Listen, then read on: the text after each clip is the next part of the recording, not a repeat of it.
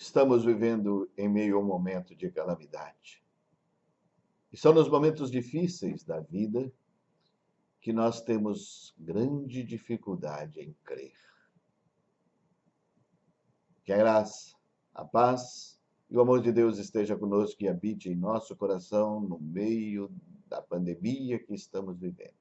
E que nós saibamos confiar em Deus e esperar, porque Ele tem algo melhor a nós.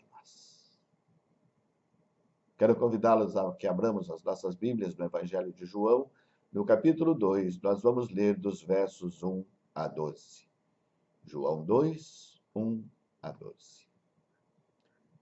3 dias depois, houve um casamento em Caná da Galileia, achando-se ali a mãe de Jesus. Jesus também foi convidado com seus discípulos para o casamento.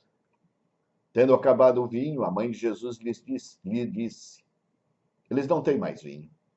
Mas Jesus lhe respondeu: mulher, que tenho eu contigo? Ainda não é chegada a minha hora. Então ela falou aos serventes: fazei tudo o que ele vos disser. Estavam ali 6 talhas de pedra que os judeus usavam para as purificações, e cada uma levava 2 ou 3 metretas. E Jesus lhe disse: enchei de água as talhas, e eles as encheram totalmente. Então ele lhes determinou: tirai agora e levai ao mestre-sala. Eles os fizeram. Tendo o mestre-sala provado a água transformada em vinho, não sabendo de onde viera, se bem que o sabiam os serventes que haviam tirado a água, chamou o noivo e lhe disse: todos costumam pôr o bom vinho, e quando já beberam fartamente, serve o inferior. Tu, porém, guardaste o bom vinho até agora. Com este, deu Jesus princípio aos seus sinais em Caná da Galileia, manifestou a sua glória, e os seus discípulos creram nele. Depois disso, desceu para Cafarnaum com a sua mãe, seus irmãos e seus discípulos, e ficaram ali não muitos dias. Estamos em meio à festa do casamento, de um casamento. A cerimônia foi perfeita. Casamento lindo, pastor impecável, os votos honestos, enfim, uma festa perfeita e um dia muito especial. Imaginemos que seja sua filha que está se casando. Você planejou a melhor festa possível. Contratou músicos profissionais, alugou um dos mais belos salões da sua cidade, encomendou a comida do melhor buffet, decorou o ambiente, contratou o melhor profissional que conhece para fazer o bolo. A cerimônia já acabou, e agora os músicos estão tocando, os convidados estão chegando, mas a pessoa responsável pelo bolo não dá nenhum sinal da sua presença. Tudo está no lugar, exceto o bolo. Você corre para o telefone, liga para a pessoa responsável e ela está viajando. Equivocou-se com a data e não há bolo para a festa de casamento da sua filha. E agora? Que problema! Está tudo aqui, menos o bolo. Esse é um bom paralelo para entendermos a história da falta do vinho que acabamos de ler. O vinho para a época de Jesus, em um casamento, era como o bolo nos nossos dias, numa festa dessa natureza. E parece que nós já conhecemos essa história, pois é exatamente o dilema que a mãe de Jesus estava enfrentando. O casamento estava correndo, os convidados estavam celebrando, mas o vinho havia se acabado. E como eu disse, na época de Jesus, o vinho era tão importante como o bolo no casamento nos dias de hoje. Você consegue imaginar um casamento sem bolo? Pois é, eles não conseguiam imaginar um casamento sem vinho. Oferecer vinho era mostrar respeito aos convidados. Não oferecê-lo era um insulto. O que Maria enfrentava era um problema social, uma falta de organização, uma confusão, uma calamidade em escala normal e não tão grande quanto a que estamos vivendo esses dias, mas uma calamidade. E não há nenhuma necessidade de desespero, mas também não há nenhum jeito de empurrar o fiasco para debaixo do tapete. Quando nós pensamos no assunto, E voltamos para os problemas que nós enfrentamos, a maioria dos problemas que enfrentamos são do mesmo calibre. São os problemas do nosso dia a dia. Raramente precisamos lidar com dilemas de segurança nacional ou de escala descomunal.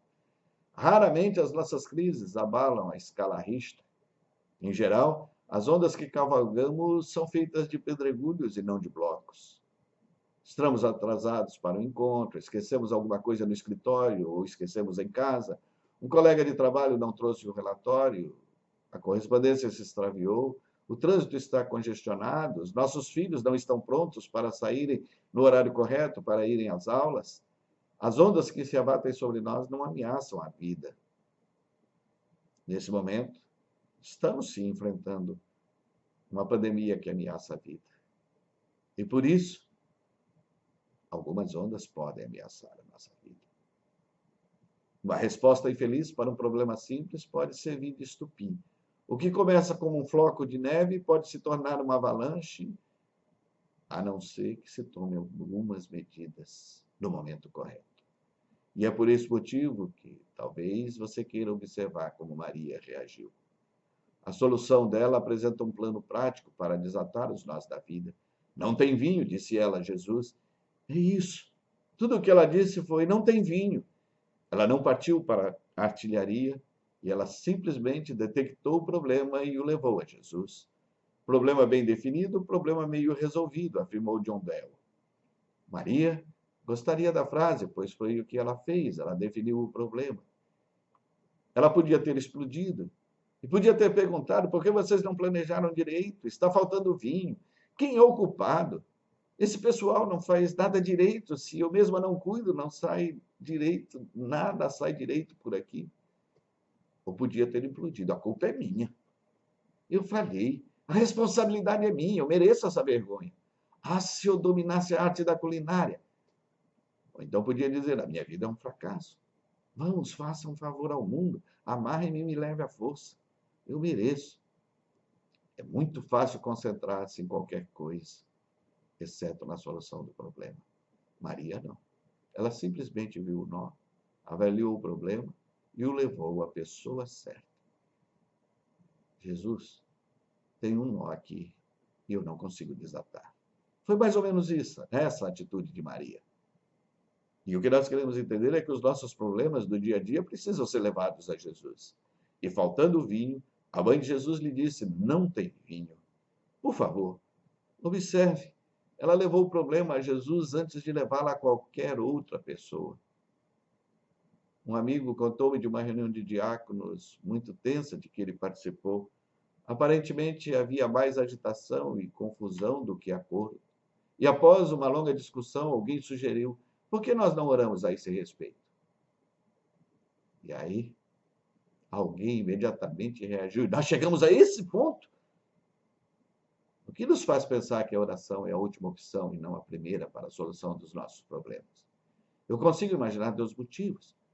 Primeiro, um sentimento de independência e depois um sentimento de insignificância. Às vezes nós somos tão independentes, nós somos independentes a uma quantia tal que nós começamos a pensar que nós somos grandes o suficiente para resolver os nossos próprios problemas de uma forma que não restará sequer resquício dos mesmos. Como pai, eu sinto sempre muito feliz quando os meus filhos conseguem fazer algo sozinhos, sem precisar da minha ajuda. Na verdade, eu fico muito feliz com cada uma das realizações deles, porque elas revelam que a maturidade está chegando. A maturidade e a mobilidade são boas e necessárias para a vida dos nossos filhos, mas eu espero, no fundo, que nunca cheguem ao ponto de se considerarem grandes e maduros a uma medida tal que eles não precisem mais buscar a ajuda do Pai. Deus tem o mesmo sentimento em relação a nós. Ele quer que nós sejamos maduros, ele quer que nós sejamos independentes, mas ele sabe que esta maturidade e esta independência jamais pode significar um total abandono da orientação divina. Outras vezes, nós não nos sentimos independentes. Nós nos sentimos insignificantes. E nós pensamos: claro que Maria podia levar os problemas dela para Jesus. Ela é a mãe dele. Mas quanto a mim? Ele não quer ouvir as minhas queixas, ele não quer ouvir os meus problemas. Ele tem coisa muito mais importante que os meus problemas para tratar. Há doentes, há famintos em redor do mundo todo, gente angustiada, gente sofredora em todos os cantos da terra. Ele não vai se preocupar com as minhas confusões. Se é isso que nós estamos pensando, eu gostaria de compartilhar um dos mais belos versículos bíblicos. Trouxe-me para um lugar espaçoso, livrou-me porque tinha prazer em mim. Isso está em nos Salmos, no Salmo 18, verso 19. Este é o Deus de que nós estamos falando. E este é o Deus com quem nós nos relacionamos dia após dia. Um Deus que tem prazer em nós.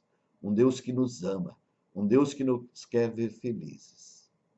E quantas vezes nós não somos tentados a pensar que nós somos salvos porque somos bons, ou por causa das nossas boas obras, ou por causa das nossas boas atitudes, ou por causa da nossa boa aparência. Se fosse assim, nós perderíamos a salvação quando as nossas obras ficassem pobres. Há muitas razões pelas quais Deus nos salva e pelas quais Deus nos ama. Trazer a glória para si mesmo, aplacar a sua justiça, demonstrar a sua soberania. Mas uma das razões mais doces pelas quais ele nos salva é que ele gosta de nós, é que ele nos ama. Ele acha que somos a maior riqueza existente no mundo e por isso diz: pois que aproveita o homem se ganhar o mundo inteiro e perder a sua vida. O que dará o homem em troca da sua vida? Mateus 16, 26. Se Deus tivesse uma geladeira, o nosso desenho estaria lá na sua porta. Se ele tivesse uma carteira, nossa foto estaria lá dentro. Ele nos envia flores todas as primaveras. Ele nos envia raios de sol todas as manhãs. Se queremos conversar, ele nos escuta. Não importa qual seja a nossa queixa, não importa qual é o nosso assunto, seja qual for a hora, seja qual for o lugar, seja qual for o nosso problema, Deus nos ouve. Ele pode morar em qualquer lugar do universo, mas ele escolheu como sua morada o nosso coração. Ele poderia estar em qualquer canto da terra, mas ele prefere estar ao nosso lado, porque ele é louco por todos nós. E é por isso que todos os nossos problemas interessam a ele e precisam ser levados aos seus pés. E a última coisa que temos a temer é que sejamos insignificantes para Deus. Nós só precisamos nos concentrar em fazer o que ele nos manda.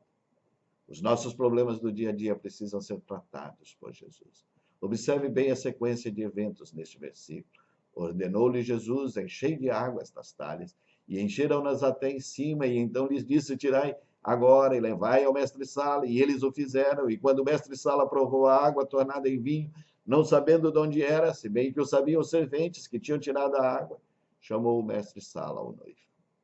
Primeiro, as talhas foram enchidas de água. Depois, Jesus mandou os servos levarem a água e não o vinho ao mestre-sala. E agora, se eu fosse um daqueles servos, eu não queria fazer o que Jesus tinha mandado. Eu não faria uma loucura dessas. Como é que isso vai resolver o problema? O que o mestre-sala dirá quando eu lhes der água? Mas aqueles servos ou eram ingênuos demais, ou tinham confiança demais para fazer o que Jesus ordenava. E foi exatamente por isso que o problema foi resolvido. A água transformou-se em vinho depois que eles obedeceram. Na nossa vida é assim também. O milagre só acontece quando nós temos coragem de obedecer e não antes da nossa atitude de obediência. E se os servos tivessem rejeitado a ideia? E se tivessem dito: de jeito nenhum, o mestre-sala vai nos expulsar da sua presença e ainda nos chamar de incompetentes porque estamos levando para ele água? Ou se eles tivessem reagido assim, o que teria acontecido? Ou pensando nos nossos problemas, e se nós rejeitarmos a ideia?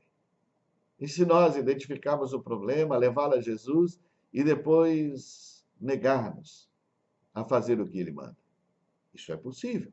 Sim, pois afinal, Deus muitas vezes pede que tenhamos coragem de dar passos ousados. O dinheiro está curto, mas ele ainda lhe pede que dê. Você foi prejudicado, mas ele ainda lhe pede que perdoe o ofensor. Outra pessoa não fez o que devia ter feito, mas ele ainda lhe pede que seja paciente. Você não consegue ver a mão de Deus, mas ele ainda lhe pede que ore e confie. Na verdade, ele quer que você compreenda que o melhor lugar para tratar os nossos problemas é diante do seu altar. Só Deus pode tratar da nossa vida como convém que seja tratada, pois só Ele conhece o tamanho exato da nossa necessidade. Só Ele conhece o tamanho exato da nossa angústia, da nossa ansiedade e de todos os problemas que nós possamos estar enfrentando neste momento. Por isso, Ele nos dá ordens que às vezes parecem absurdas, mas ordens que não são para desanimar-nos. Ele não nos pediria se achasse que nós não somos capazes de obedecer. Portanto, nós somos desafiados a ir adiante, a não desanimar. E da próxima vez que nós enfrentarmos um problema normal, uma calamidade, seja do tamanho que for, mesmo do tamanho de uma pandemia, nós precisamos seguir o exemplo de Maria no casamento sem vinho. Identificar o problema é meio caminho andado. Apresentá-lo a Jesus. Ele sente prazer em ajudar-nos e fazer o que ele manda, por mais estranho que possa parecer. E compre um calendário novo para a sua moleira, para que ela não lhe deixe na mão. E que o Deus de toda graça e misericórdia nos abençoe, para que aprendamos a confiar no seu amor.